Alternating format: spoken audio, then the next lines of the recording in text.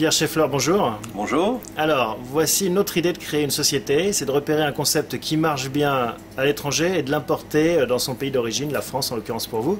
C'est un peu comme ça qu'est née Alternativa ou c'est plus complexe?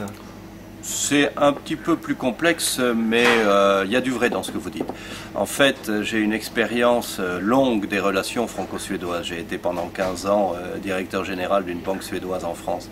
Donc je connais bien les avantages relatifs des pays nordiques, en particulier dans le domaine de l'organisation des marchés de capitaux. Depuis 4 ans maintenant, je suis à mon compte, et lorsque l'ancien directeur général de la bourse de Stockholm, Carl-Johan Högboom, qui a démarré Alternativa, m'a contacté l'an dernier sur l'idée de créer une plateforme analogue en France. J'ai été séduit tout de suite car je sais que cette plateforme fonctionne très bien en Suède. Alors on rappelle le principe en quelques mots. Voilà, c'est un système de négociation, d'échange de titres de sociétés non cotées. Il s'agit donc d'apporter une liquidité, pas une liquidité totale, mais une certaine liquidité au titre des sociétés non cotées.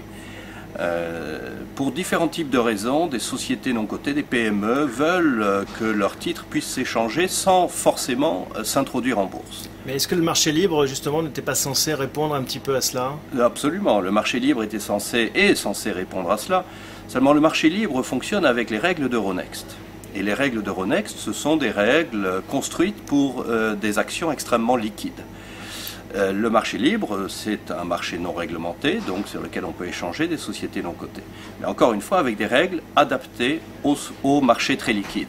Alternativa, c'est également un marché non réglementé, mais dont les règles de négociation sont spécialement construites pour des PME non cotées. Alors, notamment les règles de fixing, c'est-à-dire de détermination du prix. Exactement, la découverte de prix est très spécifique. En fait, l'idée de base d'Alternativa, c'est de faire fonctionner le temps très lentement.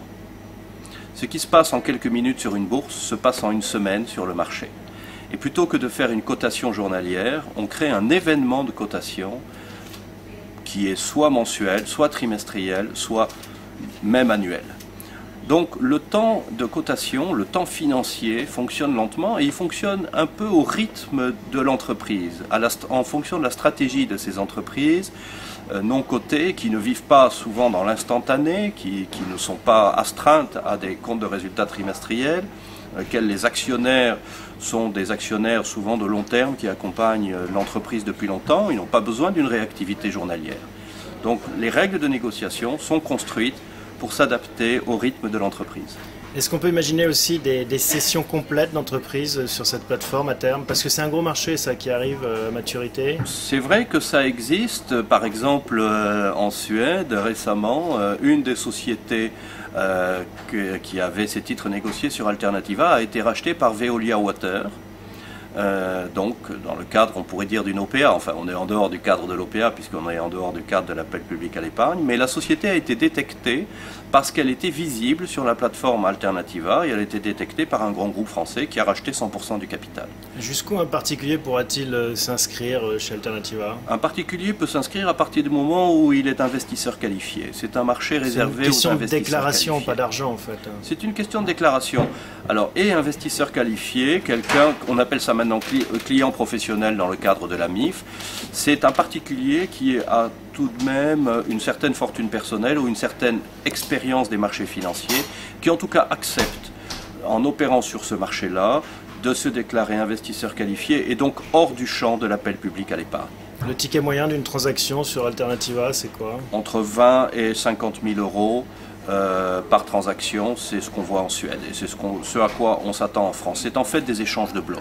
En fait, ça va commencer donc début 2008, c'est ça votre calendrier à peu près? Voilà, exactement. Et fin 2008, vous espérez avoir combien de sociétés sur la plateforme? Une vingtaine, on espère. Une vingtaine. Combien d'investisseurs en face? Nous espérons avoir un réseau de 2 à 300 participants français. Nous avons déjà, les participants au système suédois sont participants au système français. Et il y a déjà donc aujourd'hui 2500 participants à notre système. Merci Pierre Scheffler, vous viendrez nous parler fin 2008 des premiers pas d'Alternativa. Merci, oui, j'espère. À bientôt.